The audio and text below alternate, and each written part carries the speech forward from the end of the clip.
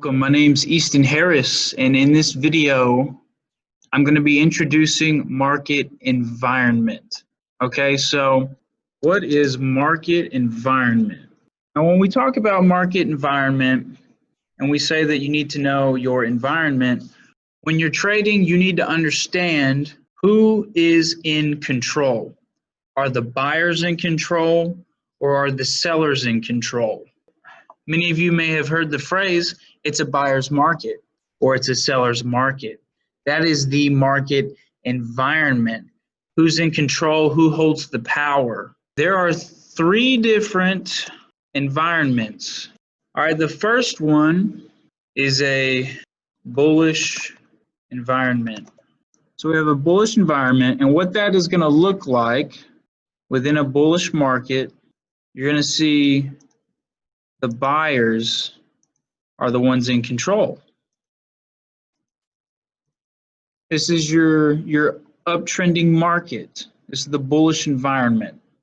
Now the second environment we have to talk about today is the bearish environment. Now this occurs within a downtrending market. Sellers are in control. It's a bearish market. And the third one we're going to talk about today is a consolidating environment. What this is going to look like is a consolidation zone, price stuck in a range, buyers and sellers fighting it out. Okay, so let's talk about the key characteristics here. In a bullish environment, a bullish market, we're going to see higher highs. These are the peaks, okay? We're going to see higher highs all throughout here and another one here. All right, so we're going to have higher highs. Price is going to be making new highs each time, trending to the upside in an uptrend. And along with the higher highs, we're also going to have higher lows. Another one here, and another one there. So the market's trending in the upward direction.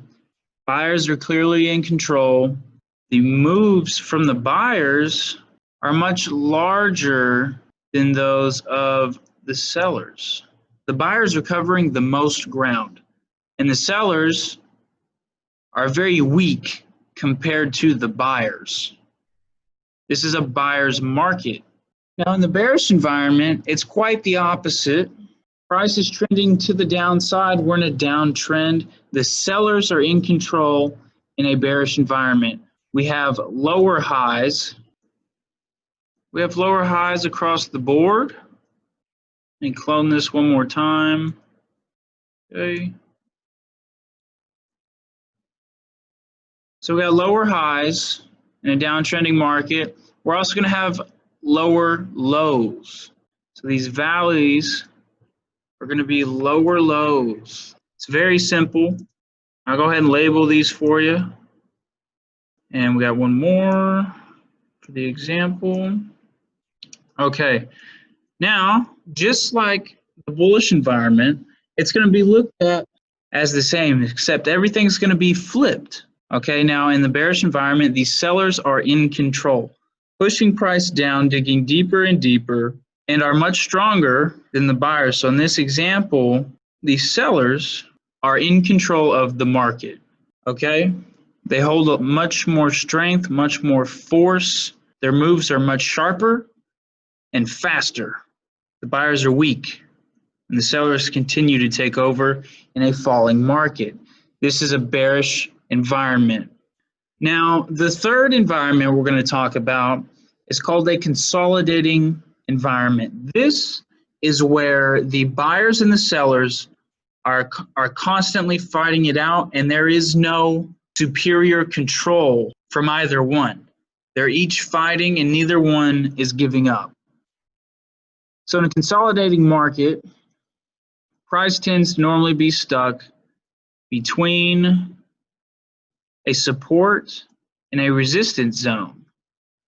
Okay, now up at the top here, this is where our sellers continue to come in over and over.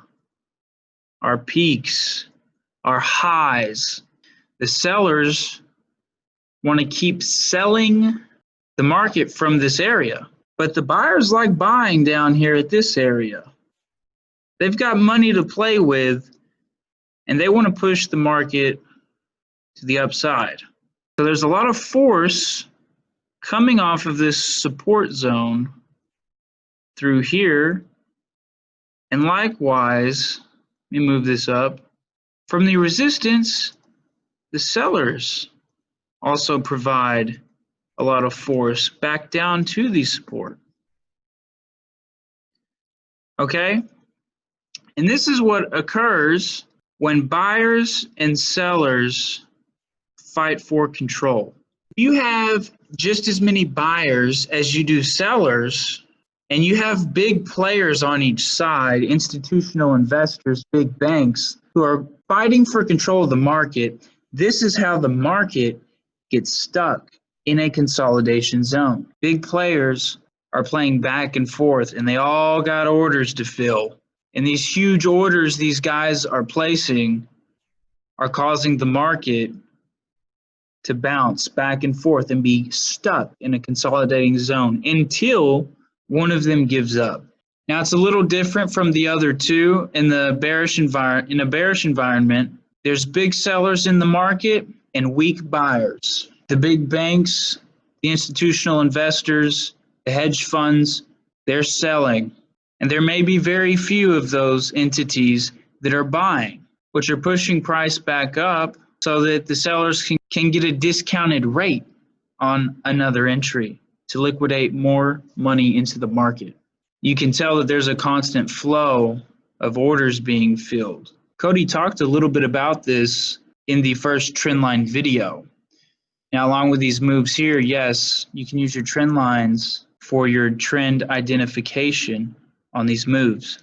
But in a consolidating market, the buyers and sellers are equally matched.